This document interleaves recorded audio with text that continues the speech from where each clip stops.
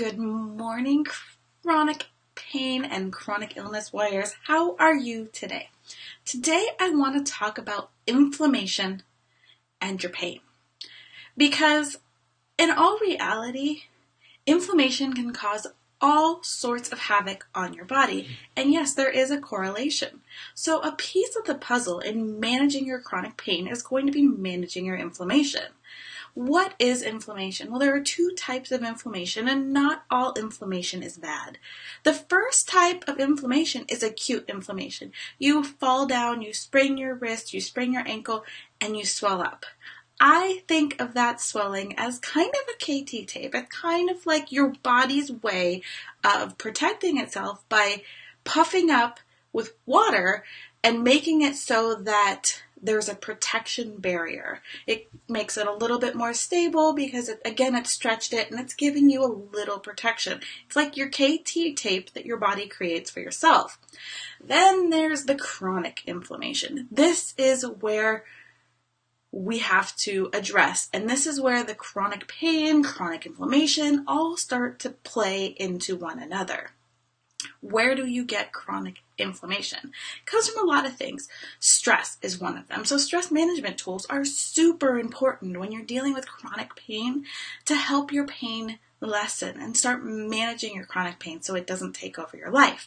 The second thing is food. And I know you don't hear me talk about food a lot, which is going to change this year because food is a factor, a pretty decent sized factor in managing your chronic pain. You can do all the right things which are going to help, but if you don't fold in the layer of food, you're still going to have symptoms of the pain that you are not going to be able to manage and enjoy. So what happens with chronic inflammation is your body is always on high alert. So now you have chronic pain, which is a warning system that's already oversensitized. And then you have chronic inflammation, which is making your immune system always on the go and on the go and on the go, and it's always working. So when you have those two together, you have a recipe for disaster. Speaking of recipes, that's something else that I'm going to keep sharing with you, and a lot of them are going to be anti-inflammatory recipes with anti-inflammatory foods because we need to get that inflammation down because we want to get that freaking chronic pain out as soon as possible.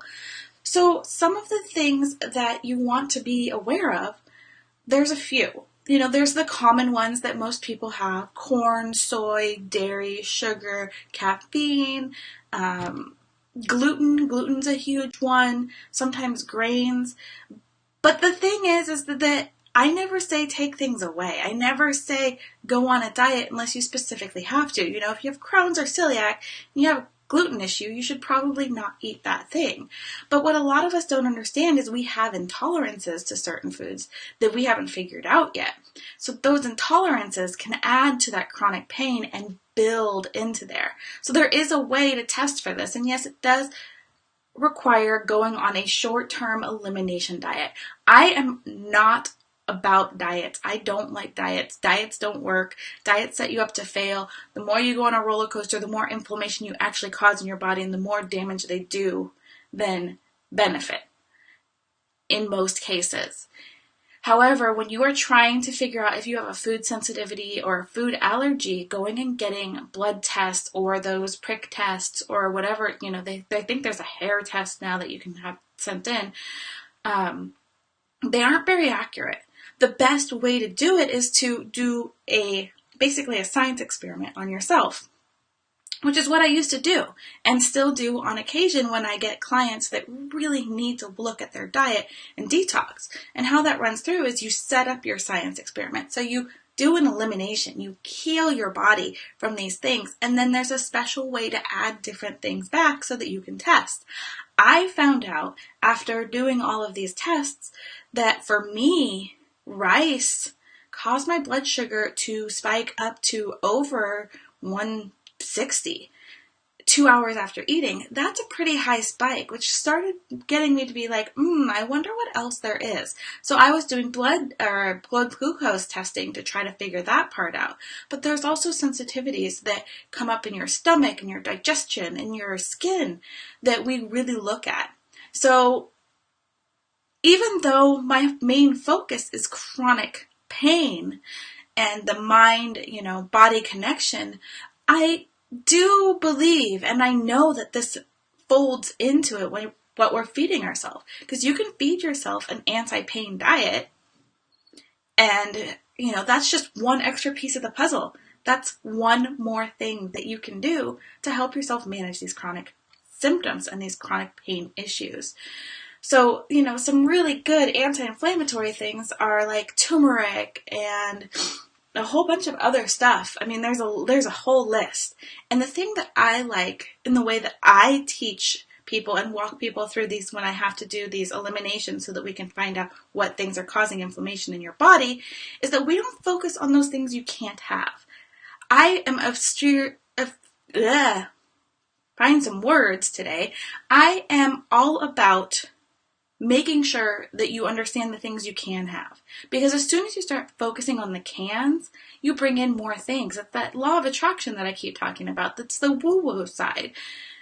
If you focus only on the can'ts, like I started doing a Whole30 a while ago, and it was like, I can't have this, I can't have that. And it was really hard to get through the Whole30. But as soon as I flipped my mindset over to, oh my goodness, look at all these things that I can have, and they didn't take away fruit from me this time, and, like some of the other diets do, and I get to eat a lot more things than I did when I was on keto, because let's face it, I have been a dieting yo-yoer, and I have done so much damage to my body, which has actually increased my chronic pain, and that's why I'm starting to fold back in the food aspect, because for a long time, I'm an integrative nutrition coach. I'm all about nutrition, but I was kind of gearing myself away from it because I was like, well, it's a little scary, first off.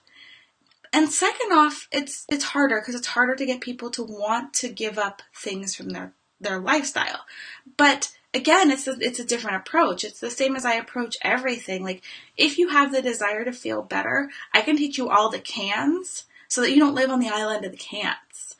I've been on Island A. Island A, where you're miserable, where you're a frequent flyer to the ER, where you say no to all the things that you want to be doing because you either are in so much pain that you can't even imagine doing it, or you're afraid that if you go do it, you're going to be in so much pain for the next 5 to 10 days afterwards that you just say no. And you kind of become a social, outcast because people stop inviting you because they think it's them. Because again, it's another layer of what I talk about is the communication, how to communicate with people so that they understand so you don't end up isolating yourself. Because chronic illness and chronic pain can feel so alone. And you can feel like because of your symptoms and the situations, you can get chronically behind. And those are all things I want to address this year. I got a little off topic from the inflammation, but they all go together. Because the isolation causes you to stress and be depressed, causes inflammation. Maybe you self-soothe with the wrong kinds of food, causes inflammation, increases your pain. So it all plays into each other. And this year we are going to find a way to get it to unplay and so we can all play nice together. So I'm really excited for this year. I'm really excited for what's to come. And I hope you have an amazing Friday. Ooh, it's Friday. Tell me what your plans are for the weekend. Anything fun? I might go ride my horse if it doesn't rain like crazy. I think we're supposed to get like 4 or 5 inches in the next 6 days. So that's a lot for around here. I'm a Northern California girl. We don't get much rain there, and I really can't complain about the weather because it's pretty perfect all the time. So I hope you have a great day, and I will talk to you soon. Bye for now.